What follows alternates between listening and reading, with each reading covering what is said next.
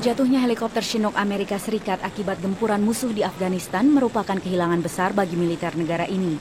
30 prajurit Angkatan Udara dan Darat tewas, termasuk 22 anggota Navy SEALs Team 6, unit terelit dalam Komando Elit Angkatan Bersenjata Amerika.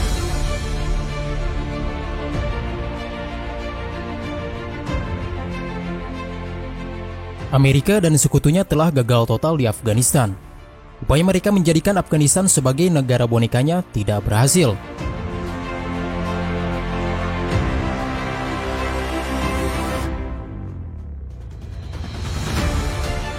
Sudah 20 tahun Amerika dan sekutunya menginvasi Afghanistan, sudah ribuan triliun rupiah dana telah digelontorkan, dan sudah ribuan prajurit pasukan khusus yang jadi korban, namun hasilnya yang nol besar, akhirnya menyadarkan Amerika Serikat.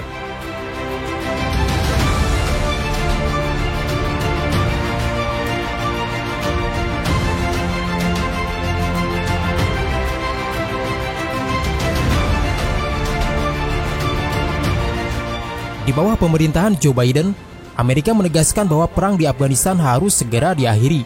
Amerika dan sekutunya seolah menyerah dan memutuskan untuk segera menarik seluruh pasukan mereka di Afghanistan.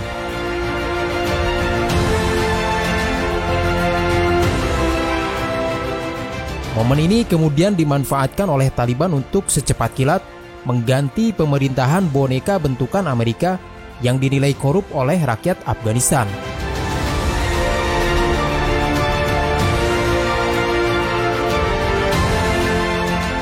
Intel Amerika memperkirakan bahwa Taliban akan menguasai ibu kota Kabul dalam waktu 90 hari atau 3 bulan ke depan.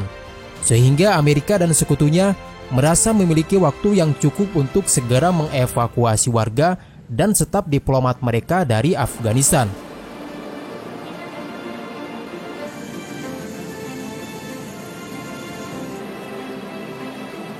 Faktanya, ibu kota Kabul mampu diduduki Taliban hanya dalam kurun waktu 90 jam saja, alias sekitar 3/4 hari saja sejak para pejuang Taliban menguasai Jalalabad.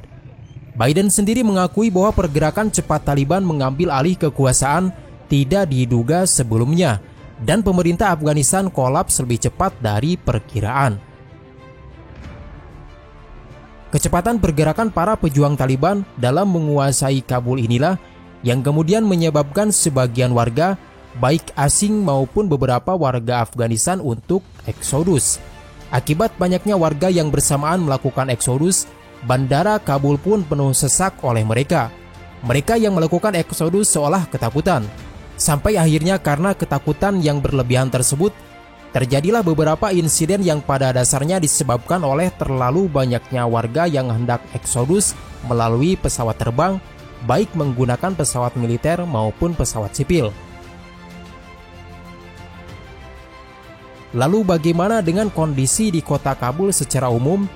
Jika memperhatikan reportase yang dilakukan oleh beberapa wartawan di jalanan kota Kabul, secara umum kota Kabul malah terlihat dalam keadaan yang aman dan damai. Warga kota Kabul melakukan aktivitasnya seperti biasa. Warga dan para pejuang Taliban terlihat saling menyapa. Tidak terlihat perasaan takut sedikit pun pada warga kota Kabul. Semua terlihat normal dan tidak seperti yang digambarkan oleh beberapa ulasan mengenai akan terjadinya sesuatu yang mengerikan dari para pejuang Taliban.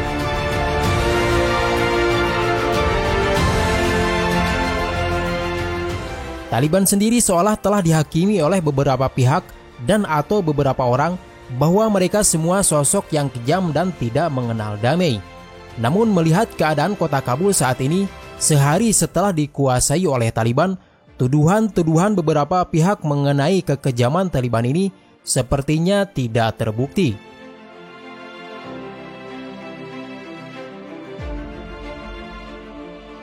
Namun apapun yang akan terjadi ke depannya, kita akan melihat perkembangan lebih lanjut mengenai Taliban ini dalam mengelola Afghanistan melalui pemerintahan yang akan segera dibentuk oleh mereka.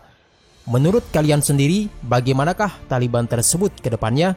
Apakah motivasi mereka merebut kekuasaan hanya agar Afghanistan mandiri dan tidak menjadi negara boneka asing?